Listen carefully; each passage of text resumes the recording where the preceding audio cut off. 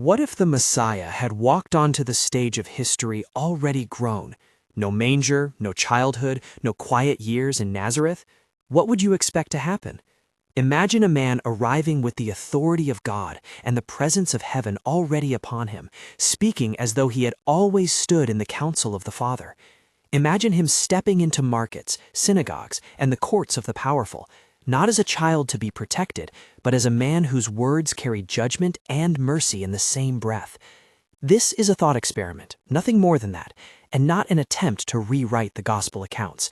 But if we allow ourselves to run this dangerous, illuminating question for a few minutes, it will expose assumptions about power, prayer, and the way God chooses to invade our world. I'm asking you to enter the imagination with me for a moment. Let's use the question to sharpen how we see Jesus, to test our habits of prayer, and to reframe our expectations of God's kingdom. We are not saying history would have been different in any definitive way. We are asking what the difference might teach us about the purposes behind the incarnation, and how that should change the way you pray, fight, and live. If this thought grabs you, pause and like this video, and tell us in the comments, what would be the first thing you expect to happen if the Messiah showed up as an adult? The world tends to expect power to arrive in a certain way.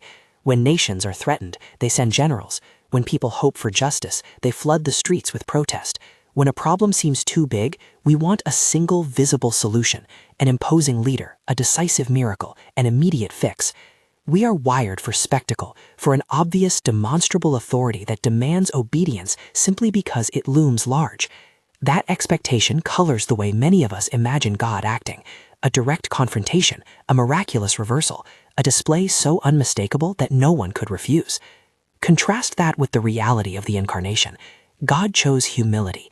The creator of all took on the fragile form of a baby, grew under human limitations, learned, was subject to family and social marginalization, and lived in ways that were not televisual power. The child who became the carpenter did not arrive with a coronation. He arrived through weakness, dependence, and the long apprenticeship of human life. That choice says something about the way God wants power to be recognized and received. Now imagine instead the adult arrival.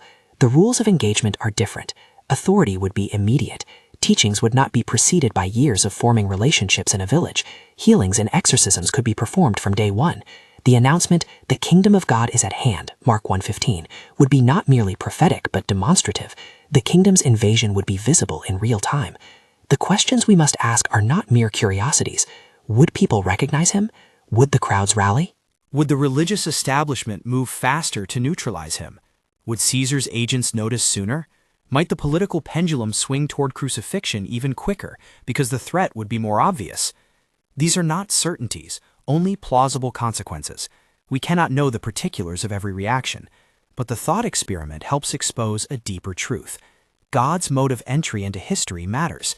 The humility of the manger forced people to come to him, to ask, to watch, to choose. An adult arrival might have forced choices sooner, but would those choices be deeper? Let's begin with identity and authority. If Jesus had come as an adult, the demonstration of his identity would likely have been faster and sharper. Where in the Gospels, miracles and teaching gradually unveil his authority, in this scenario, those signs might have followed immediately, forming an initial impression that could either draw a crowd or trigger an instant clampdown. Imagine a man who commands storms, heals without ceremony, casts out demons, and speaks with unmatched moral clarity, all on day one. You and I would watch and ask, by what authority does he do these things? One of the most disorienting aspects of Jesus' ministry, as recorded, is his insistence on calling God Father. That language is not merely devotional, it is relational and strategic. When he taught his disciples to pray, he began with Our Father, Matthew 6:9, inviting intimacy rather than distance, communion instead of mere awe. If Jesus had arrived adult and immediately assumed that posture, addressing God as Father, modeling intimacy in the public square, how would people respond to such a claim? Some would recoil. Religious minds inclined toward holiness might see it as irreverent or blasphemous. Others, hungry for connection, would be drawn to the possibility that God is not a remote monarch, but a relational father. But notice this, intimacy is not the opposite of authority. The thought experiment underscores that Jesus' authority is inseparable from his relationship to the Father. He never used intimacy as a means of escaping responsibility. He used it as the source of his mission. To say "Our Father" from day one would have meant that his authority was not merely personal force, but representation, the authority of one speaking with and as the one who sends. That nuance shifts everything. This is not a rebel with charisma. This is a messenger with a mandate. The Lord's Prayer, as a blueprint for prayer in action, begins by locating authority in fatherhood, and that determines how every petition in the prayer reads. If Jesus arrives claiming that fatherhood from the outset, he models for us that intimacy with God is the starting place for spiritual authority. How would his reception change? Let's be honest with ourselves. Some people are drawn to power when it looks victorious and spectacular. They want a king who conquers, and they want victory to mean comfort and control. Others are suspicious of raw power and long for an authority that serves. An adult Jesus, commanding and immediate, would likely polarize quickly. In history, confrontation with religious leaders often escalates because their authority and the Messiah's authority collide. An immediate demonstration would accelerate that collision. The Pharisees and Sadducees might have less patience for a public teacher who both upends their interpretations and undermines the structures that hold their influence. Political leaders, sensing potential unrest or arrival, would act sooner. Yet there's a paradox here that the thought experiment makes visible. A display of raw authority might coerce short-term allegiance, but it cannot create the kind of discipleship that endures the cross. Power that forces submission by intimidation or spectacle leaves hearts unformed. The formation that Jesus intended, people willing to take up their cross, to forgive, to pray for the kingdom, requires more than obedience to a demonstration. It requires transformation of desire. That transformation often comes through watching vulnerability and choosing fidelity, not through being overwhelmed by power. This is one reason why the model of Jesus teaching prayer is so vital. The Lord's Prayer is not a magic formula. It's a blueprint. It orients disciples to the Father, to the invasion of the kingdom, to daily dependence, to the ethic of forgiveness, to reliance on deliverance, and finally to worship. If Jesus had arrived as an adult and immediately taught this prayer, its language would land in a different environment. We might have expected the crowd to think, "This man has come to overthrow our oppressors now." But his teaching always reorients expectations. "Your kingdom come" in his mouth is not a call for a mere political coup. It's an invitation to align with a reign that changes desires and reorders loyalties. Think about prayer as war strategy. The transcription that shaped this sermon kept returning to that image. Prayer is a battle plan. If our Messiah arrives as a general commanding troops in the open, his commands would be tactical and immediate. But Jesus did not give his followers a list of military orders. He taught them a prayer that forms a people. The Lord's Prayer trains the soul to say day by day, "Father, cause your reign to extend in me. Provide what I need today. Forgive me as I forgive. Keep me from the snares that would destroy me." The thought experiment reveals the priority Jesus gives to forming praying people over assembling an army of followers motivated by spectacle. We must also consider temptation and deliverance. Even an adult arrival does not exempt him from the spiritual assault. The Gospels record that Jesus was led into the wilderness and tested by Satan, Matthew 4. Those temptations are not proof that his identity was in doubt. They are proof that spiritual authority must be exercised against opposition. If Jesus had arrived mature and immediate in power, the temptation narratives might have appeared different in shape, perhaps less about proving credentials and more about the path he would choose to exercise dominion. Yet the point remains. The model is one of victory in dependence, not triumphalism outside of the Father's will. That would be a theological mistake. Whether the Son arrived as a baby or as a man, the purpose of the incarnation remains the same: to reconcile humanity to God through his life, death, and resurrection. The cross is not a tragic backstory to an unfortunate outcome. It is the intentional means by which the work of redemption is accomplished. The thought experiment can help highlight why humility matters, but it must never suggest that the cross was incidental. The cross and resurrection are the hinge of history. Any speculative change in timing does not nullify that hinge. Now consider how the Lord's Prayer functions as strategic instruction under the thought experiment. If Jesus teaches "Our Father" as the first word, he is establishing a posture. We enter spiritual battle from the place of sonship, not from the place of isolation. If he then says, "Hallowed be your name," he calls for a people who live to honor God's reputation, who do not reduce the gospel to convenience or power plays. If he prays, "Your kingdom come, your will be done," he trains disciples to invite God's reign into the messy places of life, to call for God's rule in homes, workplaces, and systems. "Give us this day our daily bread" frames dependence as a daily habit, not a one-time event. "Forgive us as we forgive" links our receipt of grace to our willingness to extend it. "Lead us not into temptation, but deliver us from evil" acknowledges the reality of spiritual combat and the necessity of divine rescue. The closing doxology, "For yours is the kingdom, the power, and the glory," reorients the heart to worship rather than to self-preservation. If Jesus had come as an adult who immediately performed signs, would people have been ready to internalize these habits? Maybe some would. Maybe others would have followed for the wrong reasons. That insight is not a critique of power. It's a critique of how power shapes the heart. Spectacle can draw crowds. Formation changes hearts. The Lord's Prayer trains us for formation. Let's move from abstract reflection to the first practical implication the experiment reveals, because thought experiments must lead to action if they are to be faithful. The first practical takeaway is this: begin prayer with sonship. The way Jesus begins, "Our Father," is a battlefield posture. It places you under a commander who loves you. When you begin your prayers by acknowledging God as Father, you step into both intimacy and authority. You are not approaching a distant judge. You are entering the presence of a Father who governs with love. That posture matters when temptation comes, when injustice looks vivid, when fear rises. Try it. Start your next prayer by remembering that you are not bargaining with a deity. You are talking with the Father. It changes the language you use, the requests you make, and the trust you cultivate. Second, live to hallow His name. Hallowing God's name is not only about reverent language. It's about asking that your life and your community reflect the holiness and goodness of God. In the experiment, an adult Messiah's words would be tested against the fruit of his followers. If those followers refused to show the character of God, the authority would be questioned. In our day, hallowing God's name looks like integrity in work, justice in our dealings, compassion toward the marginalized, and humility in power. It means your Sunday worship spills into Monday obedience. Pause and ask yourself, would your life, your speech, and your choices honor God's name if Jesus walked into your town today? Would your family be a place where God's reputation is protected or tarnished? The hypothetical arrival of an adult Messiah should make us uneasy if our answer is no. That unease is a gift. God uses it to call us to repentance and to practical change. Here is a small illustrative image. Imagine a city where a charismatic leader arrives and begins to heal. The streets fill with hope, but within a week, a scandal reveals that many of his followers are exploiting the weak. The leader's authority collapses because his followers betray the character he embodied. Now flip the picture. A leader arrives who teaches people to pray for the kingdom and to live honestly. His movement grows slower, but it endures because it is formed by prayer and by obedience. Which movement would you bet on?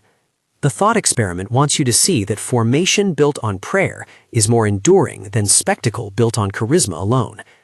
We are only 3 steps into this journey, and already the experiment is doing what it should, unsettling easy answers and revealing priorities. Up to now, we have looked at the expectations of power, the paradox of authority and humility, and begun to draw applications, sonship and prayer, hallowing God's name. But the question we must keep returning to is this: would an adult arrival make prayer more or less necessary? My answer is emphatic: more necessary. The more visible the power, the more strategic the prayer must be. When authority is obvious, spiritual forces rally. When power is discreet, battle lines shift. Either way, prayer is the map. The Lord's Prayer becomes not quaint liturgy, but the general's orders, how a people stand in the face of spiritual opposition, and how they live under a Father who reigns. Now let's press into reception and opposition with 2 brief but weighty scenes from imagination. Picture a synagogue on a Sabbath when the man appears, fully clothed in authority, unannounced. He teaches with a clarity that sears through piety. The scribes feel their influence slipping. One of them stands, and the debate sharpens. On the street, the crowds swell, some shouting that the kingdom has come, others whispering about the threat to their livelihoods. Political agents watch from a distance, calculating risk. This is plausible because history shows how quickly the authorities move when religious movements threaten social order. On the other hand, imagine the same man walking the corridors of a Roman household, quietly entering homes where people live in fear. He touches lepers, comforts widows, eats with those considered unclean. In this scene, his authority is not performed as a spectacle, but embodied as service. The crowd at his heels grows different, not only the curious, but the converted, people drawn by the way he treats the least of these. The thought experiment forces us to choose which kind of authority we would follow, the one that demands or the one that servithoods. These two images are not mutually exclusive in the Gospels, of course. Jesus performed signs and modeled service. The experiment simply compresses time. It asks, if authority had arrived immediately, which would have prevailed in the public imagination? The answer reveals our own tendencies. Do we follow spectacle or service when we are given a choice? Before we go further, a quick theological anchor. In all of this imaginative play, remember that Christ's identity as fully God and fully man is non-negotiable. Any scenario we entertain must hold firm to Orthodox Christology. He would not be less God because he arrived as an adult, nor would the necessity of his suffering and his atoning work be lessened because his authority was obvious from the start. The cross, the atonement, the resurrection, these remain central. The thought experiment reframes the way we understand mission and formation, but it does not alter the substance of salvation. Now consider how teaching and prayer would intersect more directly if the appearance were immediate. Suppose on day one he gathers followers and gives them a core practice: pray this way. The Lord's Prayer then would not read as a later addition to a movement formed by relationships. It would be the immediate ethos. People hearing "Your kingdom come" in the shadow of visible miracles would be tempted to interpret it politically. Jesus, however, teaches that the kingdom's arrival is not primarily about coercive power, but about the transformation of hearts, the restoration of relationships, and the overturning of evil in ways that eventually confront political structures, but do so through a new people shaped by prayer. Prayer here is the training ground for kingdom life, a way to receive daily provision, to practice forgiveness, and to seek deliverance in the midst of battle. It's a daily reorientation, like a company of soldiers who rehearse the strategy rather than charge blindly into every fight. Imagine a recruit on the first day who sees a commander demonstrate power. They might be tempted to idolize the display, but the effective commander teaches them the map, the signals, the covenant that binds them to one another. Prayer is that map for the people of God. If Jesus had arrived adult and performed immediate wonders, the temptation for the people would be to stop at the wonders. The more pressing need would be to transform the gaze, from spectacle to covenant, from awe to obedience. Let me press a harsher question into you. If the Messiah arrived today the way the title suggests, mature, authoritative, immediate, would you trust him? Would you follow because of what he does or because of who he is? This is not a theoretical test, it's a mirror. The thought experiment asks you to examine your motives. Do you seek God for what he can do, or because you desire fellowship with the Father and a life shaped by his kingdom? We are turning a corner now. Up to this point, we've set the table. The thought experiment, the contrast with humility, the implications for authority and reception, the role of prayer as strategic formation. What comes next is a more intense look at temptation, deliverance, and then the practical disciplines the experiment surfaces. But before we move deeper into those waters, I want you to hold two truths in tension. God's authority is never divorced from his humility, and prayer is the instrument that trains us to live under that authority. If you lose either truth, you will either worship spectacle or rationalize power without holiness. There is a practical test you can perform this week to see how these truths land in you. When you next pray, intentionally begin with Father. Notice how it changes your requests. Do you ask for God's will or your deliverance from discomfort? Do you speak for the kingdom or for comfort? Pay attention. This small practice is the first step in aligning desire with the posture Jesus taught, whether he had come as a baby or as a man. We will continue from this place, moving into how temptation would be reshaped under an adult arrival, and then into the 5 concrete practices the Lord's Prayer extracts for every disciple. But before that, sit with the tension. Picture again a man stepping into the marketplace fully formed in authority, calling God Father and teaching a prayer that is a battle plan. Consider how your life would be different if you recognize that prayer is not a last resort, but the first tactic, that forgive and be forgiven is not optional, and that daily dependence is a habit of kingdom people. Keep those images close. They will shape the next part of our journey as we look at temptation, deliverance, and how the cross remains central no matter the timing of Jesus' arrival. Now let us press into temptation and deliverance, because any picture of visible authority calls for a sober view of the enemy's strategies. Imagine again the adult arrival. The crowds are thick, the miracles unmistakable, the religious leaders alarmed. Where is Satan in that scene? He is not surprised. He has always opposed the inbreaking of God's rule. If the Messiah appears fully formed, the opposition may not need to prove his credentials. It will seek instead to distort his mission, to turn devotion into spectacle, to provoke a crisis that traps hearts into reactionary loyalty or cynical rejection. Think of the wilderness temptation in Matthew 4. The narrative is short, but the lesson is large. Spiritual authority is established not by spectacle alone, but by obedience to the Father. Temptation always offers a shortcut. Use power on your own terms, secure safety by compromise, rule by spectacle. If Jesus had arrived as an adult, the shortcuts might have been brighter and more urgent. Promises that the crowd's adoration could be harnessed for political triumph, that miraculous provision could be weaponized to win allies, that fear or admiration could be bought by a single display. The temptations would not have been less real. They might have been more immediate and politically explosive. This matters for us because temptation does not only test the one in authority, it tests the movement that follows. A movement shaped by spectacle is easily seduced into idolatry of results. It asks, how many were healed today, rather than how many were taught to pray. It trades formation for numbers. The Lord's Prayer counters that drift at every turn. It begins by securing the posture, Our Father, and it ends with a posture of dependency and worship. Between those bookends, it trains the heart. Hallow the name, invite the kingdom, seek daily provision, practice forgiveness, pursue deliverance. This is a rhythm designed to inoculate a people against shortcuts. Deliverance, then, is both a promise and a practice. The Gospels show Jesus as one who saves people from sin and from demonic oppression. They also show Jesus teaching his followers to pray for rescue and to cast out darkness in his name.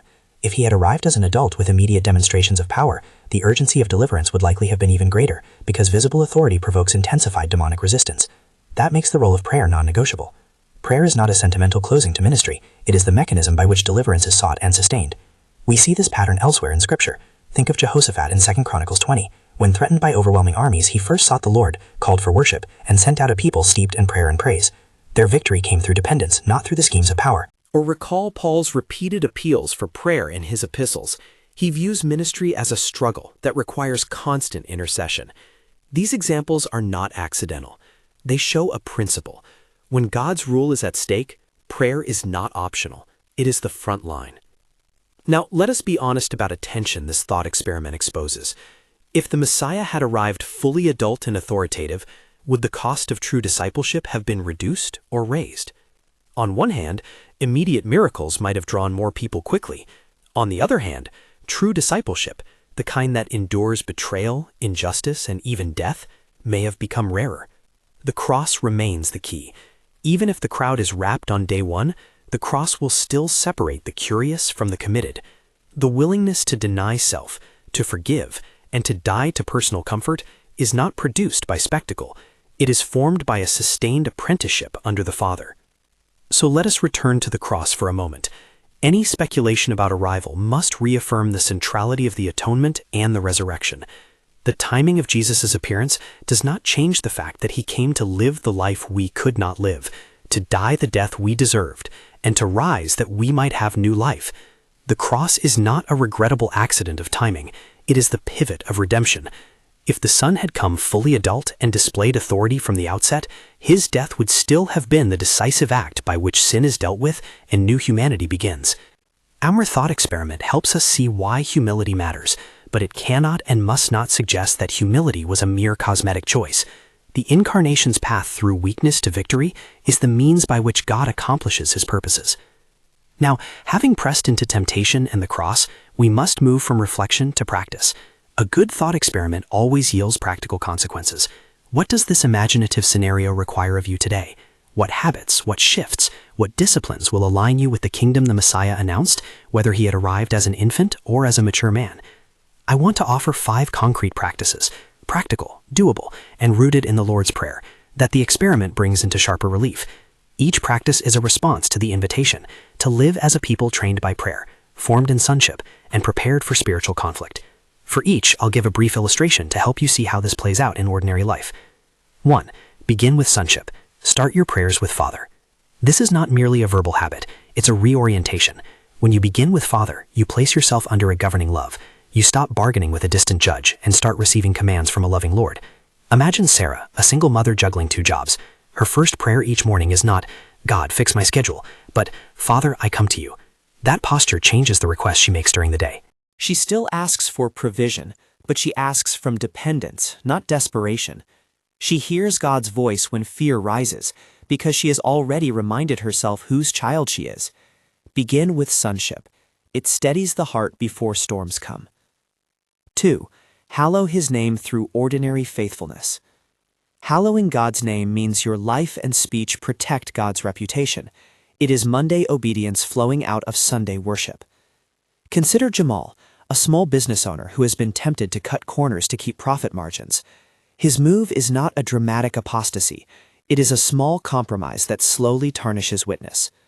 Choosing integrity in payroll and honest advertising is how Jamal hallows God's name in his marketplace. The thought experiment exposes this. If an adult Messiah had come and taught rapidly, the fruit of his followers would have spoken loudly. Let your daily obedience be the ambient worship that validates the gospel in your community. 3. Pray for the kingdom and act like it is already invading. Your kingdom come is not a slogan for future hope only. It is an invitation to act now as agents of God's rule. This is where prayer and practice meet. Picture a neighborhood organizing a community meal for refugees, not because it's a PR move, but because they have invited God's reign into their streets. They pray for justice, then volunteer with local services. They pray for peace, then mediate conflicts. When you pray, "Your kingdom come," follow the prayer with practical steps. Serve the poor, seek justice in your workplace, advocate for those without voice. The Messiah's arrival, whether as a child or an adult, always calls for visible kingdom work. 4. Depend daily. Cultivate a habit of asking for daily provision without anxiety. "Give us this day our daily bread" pushes us towards daily dependence, not frantic hoarding. It does not forbid planning. It refuses the idol of anxiety. Consider Anna, a student facing tuition payments. Her faith is not tested only by whether God pays the bill, but by whether she sleeps with trust and uses wisdom in budgeting. Daily dependence trains us to pray and to plan. It keeps our hearts from resting in security systems instead of the Father. The experiment sharpens this truth. Immediate miracles would tempt a nation to rely on showy provision. The Lord's Prayer trains a people to depend under pressure, to receive each day's mercy as gift. 5. Forgive and practice community deliverance. "Forgive us as we forgive" binds our receiving of grace to our willingness to extend it. Forgiveness is not sentimental, it is strategic. It breaks cycles of revenge and prepares communities for true deliverance.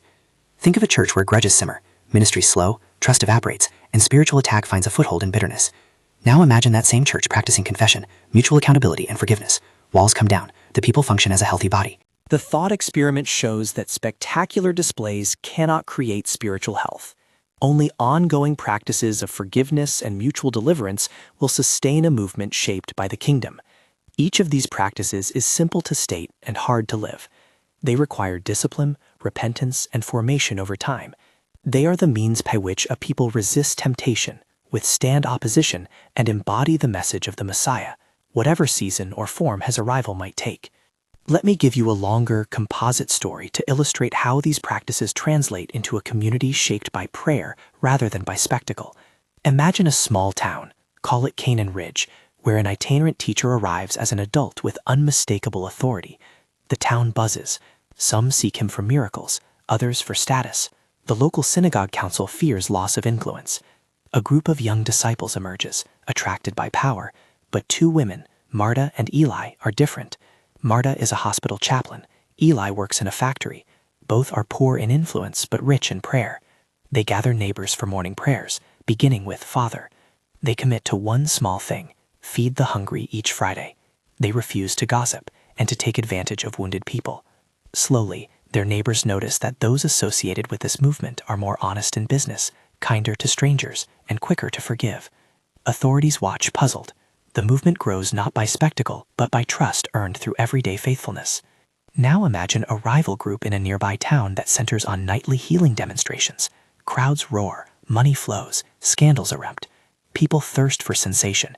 They leave when the spectacle fades. Which movement lasts? The thought experiment helps us see that the long-term victory is rarely born out of the most spectacular moment. It grows out of prayerful formation, daily dependence, and the costly ethic of forgiveness. We should also address a pastoral reality that the thought experiment brings to light: the temptation to idolatrize ministry success. If an adult Messiah had arrived and the crowd followed, ministers may have been tempted to chase numbers rather than spiritual health. This remains a danger today. Celebrate fruit, yes, but measure growth by discipleship, not by applause. Use the Lord's Prayer as a measuring rod. Are people becoming sons and daughters who pray, forgive, depend, and worship? If so, You are seeing kingdom formation. At this point, you might be asking, so what is the immediate step? What do I do after this thought experiment? Here is a simple, actionable 5-day practice rooted in the experiment that any of you can try. It's shaped to rewire attention and to cultivate the practices we've named. It's small enough to do and big enough to change patterns. Day 1, prayer posture. For one day, begin every prayer with Father. Spend 1 minute in silence after that name, listening for the Father's heart toward you. Notice whether your requests change. Day 2, hallow God's name. Identify one decision you face that could harm God's reputation if handled unethically. Choose the harder, honest path. Day 3, kingdom action. Pray for one local need, then take one concrete step to address it. Volunteer, donate, or speak up. Day 4, daily dependence. Practice a Sabbath rhythm of mini rests through the day, short pauses where you name your dependence on God for the next hour. Day 5, forgiveness exercise. Write down one grievance you can let go of, and take one tangible step to release it: a conversation, a letter, or an act of service toward the person. This 5-day plan is not exhaustive, it's a starter, but it translates thought into habit. The thought experiment loses power if it only sharpens imagination.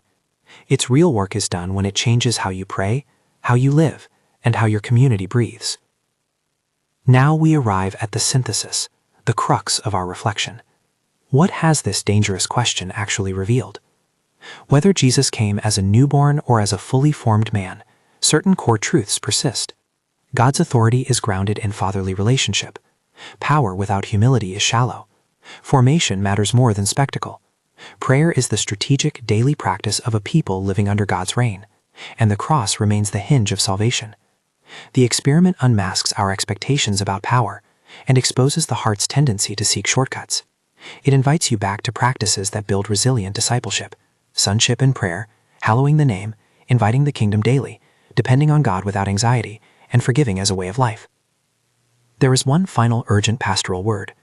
If the idea of a fully adult Messiah walking into your town bothers you, if you sense resistance in your soul, listen. That resistance is often the guard of unexamined loyalties. We resist because we prefer a God who is convenient or predictable, a faith that keeps us comfortable. The experiment is meant to unsettle so that you might choose more freely. Would you follow Jesus for his person or for his power? Would you align with the Father's will even when it leads through seeming weakness? The call of discipleship is costly and beautiful. It is to take up your cross and follow. Before I close, a pastoral invitation. If this message has pricked your conscience or awakened desire, do one immediate thing tonight. Find a quiet corner and pray one line from the Lord's Prayer slowly. Just Our Father or Hallowed be your name. Let it roll in your mouth until it lands in your bones.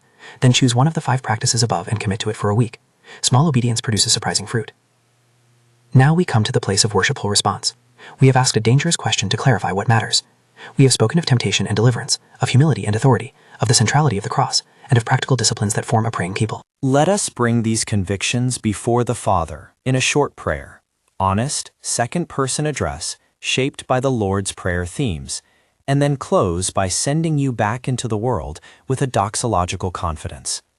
Father, our Father in heaven, we come to you naming you first because you are the source of every right authority. Help us to live from sonship, not from fear. Hallow your name in our words and deeds. Keep us from cheapening your reputation by compromise. Bring your kingdom into the small corners of our lives, homes, workplaces, neighborhoods, so that your rule is known not merely by signs, but by transformed hearts. Give us today what we need for this day. Teach us to depend without panic, to plan with wisdom, and to trust without anxiety. Forgive us where we have held grudges. Soften our hearts to release what binds us. Lead us away from schemes that gratify our appetites and keep us near to your will when the enemy offers shortcuts. Deliver us from the powers that oppose your reign. Give us courage to stand in prayer and to serve in humility. Make us a people shaped by daily dependence and mutual forgiveness, who bear witness to the cross and the resurrection in word and deed. Keep us faithful until the final victory, and let our lives point to your glory. For yours is the kingdom, the power, and the glory, now and forever. Amen. If this challenged you and you want a practical study to help you pray the Lord's Prayer as a battle plan for daily life, grab the guided study linked in the description and work through it with a friend or a small group. If this word stirred something in you, subscribe for more deep Bible teaching that helps you pray, fight, and live under God's reign. May you go in the authority of the one who calls you son and daughter, ready to pray, to forgive, to depend, and to serve, knowing the cross and resurrection remain the center of our hope.